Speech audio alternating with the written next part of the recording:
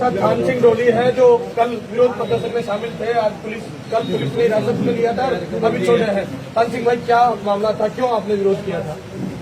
देखिए, जैसे ही साधु संतों के लिए राष्ट्रीय लोकतांत्रिक पार्टी के सुप्रीमो हनुमान बेनीवाल जी ने हुंकार भरी, उस समय के बाद बीजेपी का जो असली सेहरा था साधु संतों को गुमराह करने का, गौ माता के नाम पर लोगों को गुमराह करने का, सनातन के नाम पर लोगों को गुमराह करने का जो असली चेहरा था वो लोगों के सामने आ गया।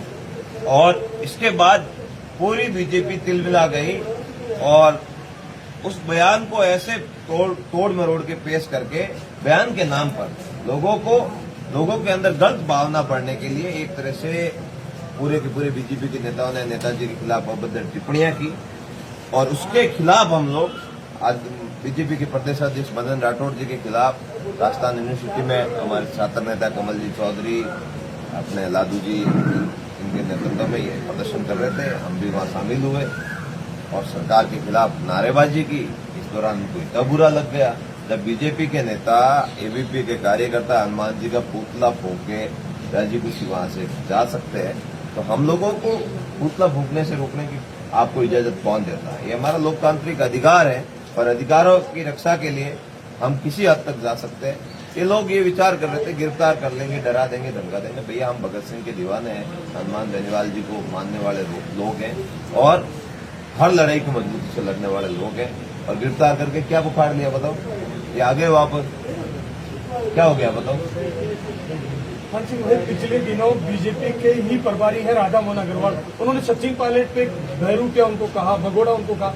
जब बीजेपी के संस्कार कहाँ चले जाते हैं? देखिए, मदन राठौड़ जी ने महिला को क्या कहा था? जब महिला मोर्चा बीजेपी के प्रदर्शन कर रही थी तो क्या शब्द यूज किए थे? मेरे मुंह से मत बोला हो आप। और शिक्षा मंत्री ने शिक्षकों को क्या कहा था? नकारे, निकम्मे। और बीजेपी के सांसद महिलाओं को क्या क्या उपाधियां दे रहे हैं सांसद में, आपको पता है? और कल बीजेपी के मंत्री ने पुलिस के जवानों के बारे में क्या बोला? कौन सी भाषा यूज की? कितनी अभद्र भाषा का यूज कर रहे हैं?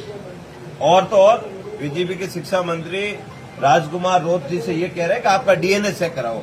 भैया, तुम्हारा डीएनए चेक करो पहले, तुम कौन हो, फिर किसी के बारे में बात करना।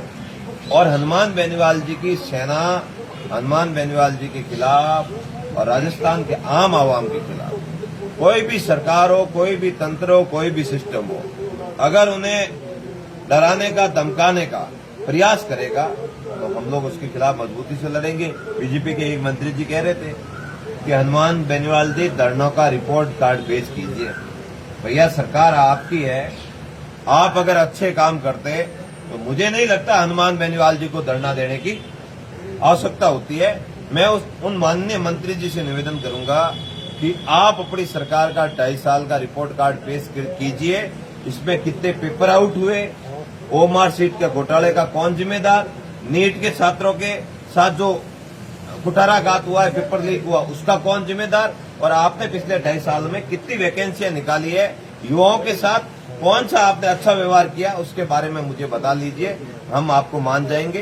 रिपोर्ट कार्ड जिनको पेश करना है वही रिपोर्ट कार्ड मांग रहे हैं, बड़ी बेशर्मी की बात है। मैं उनसे निवेदन करता हूं कि 2.5 साल का रिपोर्ट कार्ड हमारे सामने रखिए। साधु सन्यासियों का समर्थन करने के बाद आरएलपी कितनी मजबूत हुई राजस्थान? देखिए, आरएलपी हमेशा साधु संतों के सम्मान में रही है। हमें उन लोगों की तरह ढोंग करना नहीं आता है। जिन लोगों ने सनातन के नाम पे वोट लिए, साधु संतों ने दिन रात मेहनत करके हमें हराने के लिए और बीजेपी को जिताने के लिए दिन रात एक किया, और उन साधु संतों को सड़क पे आना पड़ा। आप देख सकते हो, बीकानेर में खेजड़ी बचाने के लिए साधु संत कितने दिन सड़कों पे रहे, आमरण अनशन पे रहे, और मंत्री जी ने वहां गुमराह करके लोगों को वो धरना समाप्त करवा दिया। खेजड़ी का अभी तक कानून नहीं बना। बहराना धाम में 40 दिनों से साधु संत सड़क पे थे, आंदोलन कर रहे थे, तो संतों की बात सुन लेते, सांस्कृतिक विरासत बचाने के लिए क्या तकलीफ होती, लेकिन उन्होंने इस बात को भी नहीं सुना। 4 दिन पहले जैसलमेर में देखा, हजारों गायों के कंकाल मिले और बीजेपी सरकार मौन, उनके लिए कुछ नहीं। अगर एक मुस्लिम का बेटा गलती से गाड़ी चलाते हुए गाय का एक्सीडेंट कर लेता तो धर्म संकट में आ जाता, और 1000 गाय मरी हुई कहीं अगर एक साथ में मिले तो धर्म संकट में नहीं आएगा। 500 किलोमीटर तक ओरण बसाने के लिए पर्यावरण प्रेमी ठेठ जैसलमेर के बॉर्डर से चलकर जयपुर तक आते हैं और इनको कोई चिंता नहीं रहती है। ओरण में कई सांस्कृतिक विरासत है, कई धार्मिक स्थल है और कई तरह की ऐसी समाधियां हैं, कई तरह के ऐसे मंदिर हैं जो हमारी सांस्कृतिक विरासत है। इनसे इन्हें कोई लेना देना नहीं। कॉर्पोरेट कल्चर को कैसे खुश रखे इसके लिए प्रयास करना है। पिछले दिनों जालोर में आपने देखा होगा, दादाल में एक ऐसे व्यापारी को जो एनआरआई है, जिसका यहाँ हिंदुस्तान में कोई लेना देना ही नहीं है, उसको जमीन दे दी जो प्राचीन पूरे विभाग में पूरी पुरानी जमीन है, उस जमीन को उनको दे दी और वो जमीन आज गांव के लिए इतनी बेशकीमती जमीन थी, जहाँ जाड़े थी, जहाँ खिचड़ियां थी, कोई इनको कोई चिंता ही नहीं है। बस उन लोगों को खुश करना है जिन्होंने इनको संदा दिया है।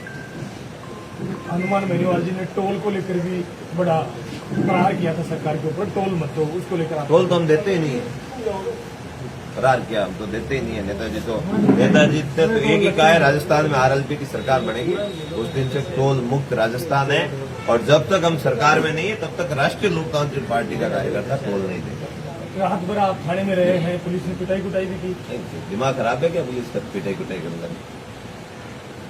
रात भर गिरफ्तार क्यों रखा था? अब हो गया उनको कोई गलतफहमी हो गई उनकी, क्या पता इससे डरा ले, रात भर रख लिया, किसी को खुश करने की प्लानिंग होगी कि हाँ आरएलपी कार्यकर्ता को रात भर अंदर रखा। ऐसा कोई हमने गुनाह नहीं किया था जो रात भर अंदर रखे और हमारी कुटाई पिटाई करे, फिर हमारी कुटाई पिटाई कर देंगे, बाहर आने के बाद उनकी कर देंगे। बेनीवाल जी ने समर्थन किया। बेनीवाल जी सोशल मीडिया पर ट्वीट कर रखे हैं कि डीजी साहब को आईजी साहब को कॉल कर। बिल्कुल, तो वही है ना, रात को 3 बजे जमानत मुस्लिम के भरेगा, भरे जाते क्या? और भी पार्टी के नेता उनके तो नहीं भरे जाते।